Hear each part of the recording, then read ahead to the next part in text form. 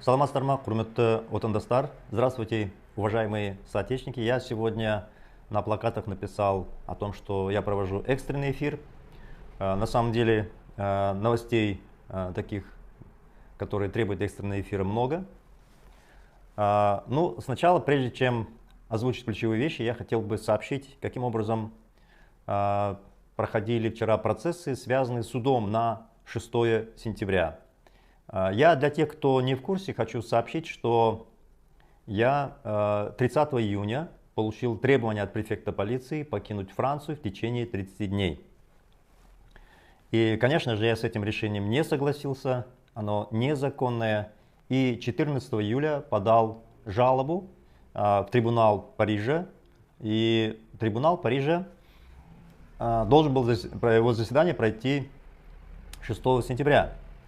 В этой связи я хотел бы объяснить, как работает вообще судебная система. Это административная система, и каждая из сторон подает свою позицию. Я 14 июля, более чем за 50 дней до заседания, собственно, самого суда, подал свои аргументы. По процедурам французского правосудия противная сторона, в частности префектура полиции, должна была ответить на мои аргументы.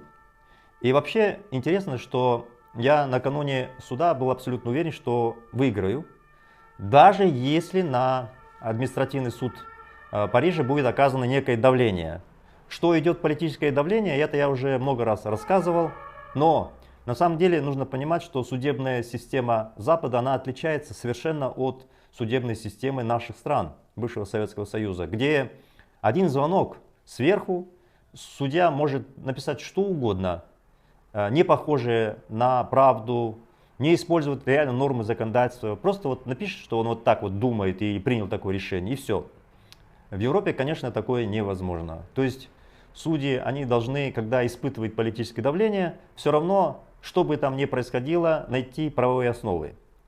Но я так скажу, уважаемые друзья, мне часто пишут, вот вы хотите построить Казахстан, по примеру, ведущих европейских стран и Америки, как же так? Даже у них есть такой, скажем, момент, как или коррупция, или политическое давление и так далее.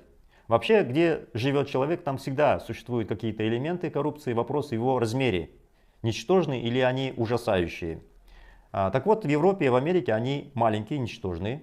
Первое. Второе. Давление, безусловно, существует в виде лобби. Но у противной стороны, на которого такого рода действия происходят, всегда есть рычаги воздействия. Это пресса. Это юридическая защита, возможность апелляции и так далее. То есть там столько способов борьбы, что, конечно же, нельзя говорить, что вот западная система плохая. То есть есть такие моменты, но бороться можно, во-первых.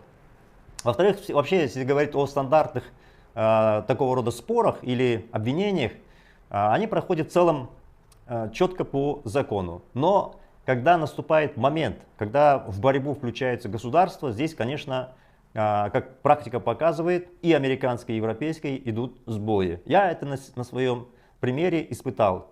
Я сразу хочу здесь для тех зомби, которые слушают репортажи казахских СМИ, пояснить. В Америке я выиграл практически все суды, которые были против меня инициированы Казахстаном. Абсолютно все, чтобы вы знали. Я не являюсь никаким участником никаких процессов, никто никаким на меня там 180 или 200 миллионов долларов, как казахские СМИ пишут, там все это ерунда. В Америке я не являюсь участником процессов, я все суды выиграл. Я сейчас на память скажу, приблизительно, по-моему, около 13 судов. И это, конечно, требует серьезных расходов, и все эти годы я отбивался сам. Вот. И если мы вернемся к Франции, то противная сторона к 6 сентября, до 6 сентября, я имею в виду префектура полиции, должна была выставить свои аргументы, чтобы мы ознакомились, подготовились. И, соответственно, суд должен был состояться 6 сентября, где каждая из сторон говорит свои аргументы, а судья потом это все слушает, суммирует.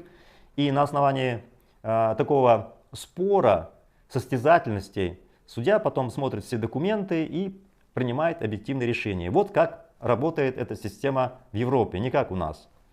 Но так получилось, что противная сторона, префектура полиции, они не дали свои аргументы.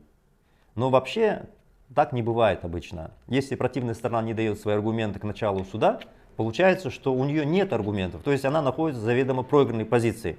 И поэтому я накануне суда, как вы помните, написал уверенно, что мы выиграем суд, потому что буквально за сутки до начала судебного заседания мы не имели ничего. Утром я перепроверял, 6 сентября в день суда тоже ничего.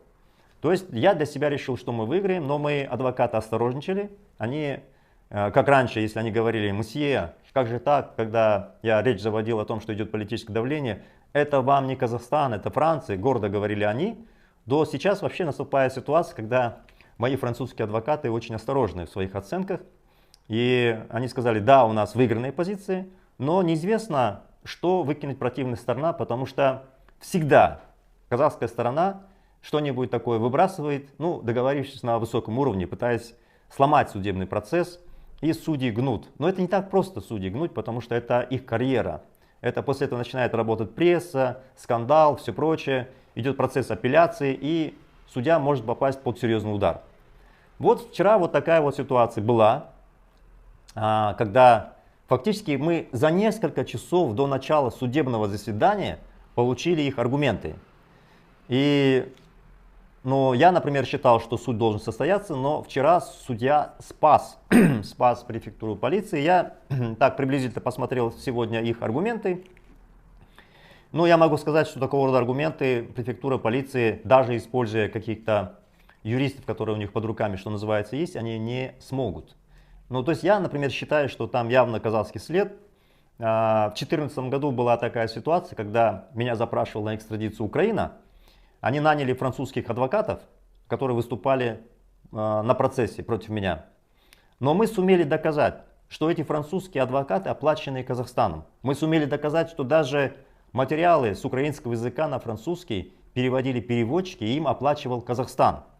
Ну а по законодательству Франции и Украины это вообще запрещено. То есть получается, что меня как бы запрашивала Украина. На самом деле Украина к этому никакого отношения не имела, это был Казахстан. Договорились с Януковичем, и они выставили в Интерпол, якобы я им нанес ущерб, и за спиной стояли и везде все оплачивали. Нам удалось это доказать. Мы получили доступ к их платежам, к переговорам, переписке. То есть там это была просто невероятная ситуация, когда мы получили всю эту информацию, отдали в суд. И судьи точнее, трое судей были, они постановили изгнать этих адвокатов неких, которые как бы представляют Украину, на самом деле представляли Казахстан. Их прям из зала суда выгнали. Вот. Ну и вот сегодня я могу сказать, что читая вот эти аргументы префектуры полиции, я этот след вижу. Но другой вопрос, мы докажем или нет, но тем не менее след этот вижу. То есть реально идет давление, и судья отложил заседание сначала на 4 октября, а потом на 17 октября.